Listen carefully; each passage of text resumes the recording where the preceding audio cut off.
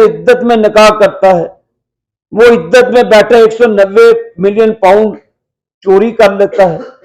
وہ عدت میں بیٹھا توشہ خانی کی چوریاں کرتا ہے، اس کو آپ گڈ ٹو سی یو کہتے ہیں۔ عدت کے اندر نکاح کرنا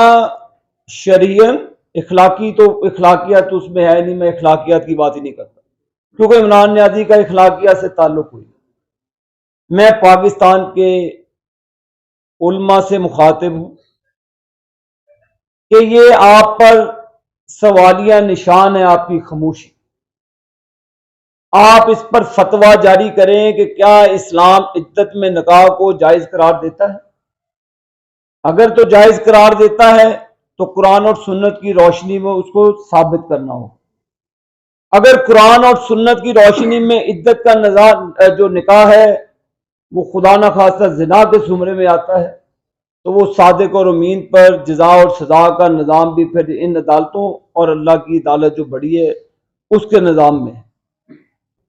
جعلی نکاح پہ میں نہیں جاتا، عدت والے نکاح کا میں نہیں پوچھتا، علماء اکرام کو میں بیچ میں نہیں لاتا کہ آپ عدت والے نکاح کو بیچ میں لائیں، کیونکہ اگر عدت کے نکاح کی بات کروں گا تو وہ کہے گا جی میرے پہ ذاتی حملہ کیا، آپ نے تو خاور مانیکا کے اوپر ذاتی حملہ کیا، ان کی غیر موجودگی میں ان کے گھر پہ ڈاکہ مارا۔ میں نہیں کہوں گا بھئی، بالکل یہ میں نہیں کہتا، یہ آپ کے جو دوست ہیں اون چودھری صاحب نے کہا، اور میں تو ان کی باتوں کو رپیٹ کر رہا ہوں کیونکہ میرے قائد نے ہمیں گھریلو خواتین کی عزت کرنا سکھایا ہے۔ کبھی نواز شریف صاحب کے منہ سے یہ کبھی آپ نے گفتگو نہیں سنی، لیکن ایک کام صادق اور امین جو وزیر اعظم پاکستان کا رہ چکا ہو، بے نامی وزیر اعظم، وہ بے نامی ہے، پتہ نہیں کس کس کی بے نامی ہے، وہ اگر عدت میں نکاح کرتا ہے، وہ عدت میں بیٹھا 190 ملین پاؤنڈ چوری کر لیتا ہے،